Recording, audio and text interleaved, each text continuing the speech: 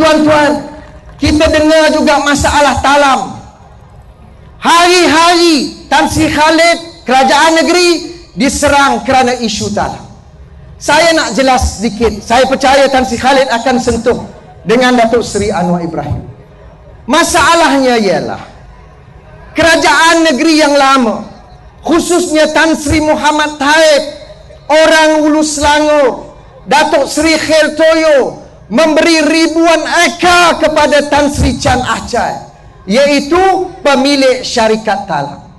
Tetapi Chan Achai tak mau bayar premium. Dan premiumnya bukan RM1, bukan RM1,000. Jumlah premium yang tidak dibayar oleh talam ialah RM392 juta. Jadi bila Tan Sri Khalid jadi Menteri Besar, dia buka buku, tengok-tengok Chan Achai ada hutang. Tapi Khair Toyo punya manusia yang baik dalam dunia, dia tak tahu ada orang hutang dia. Dia tak tahu ada orang hutang kerajaan negeri 392 juta.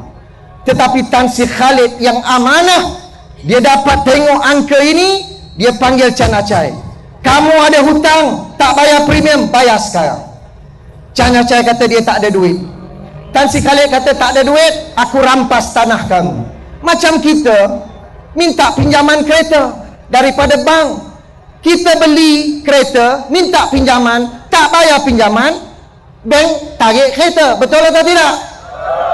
Kita minta pinjaman perumahan, tak bayar loan, bank tarik rumah kita dan lelong. Betul atau tidak? Sekarang Chan Achai hutang tanah, tak bayar premium, Tan Sri Khalid rampas tanah. Takkan nak salah Tan Sri Khalid. Dan beliau bukan saja rampas, dia rampas tanah yang nilai 392 juta, tetapi dia buat open tender. Siapa yang nak ambil tanah itu, akhirnya kerajaan negeri mendapat 800 juta ringgit daripada usaha yang dijalankan oleh Tan Sri Khalid bin Ibrahim. Itu yang MCA marah. Ini yang Chua Soe Lek marah.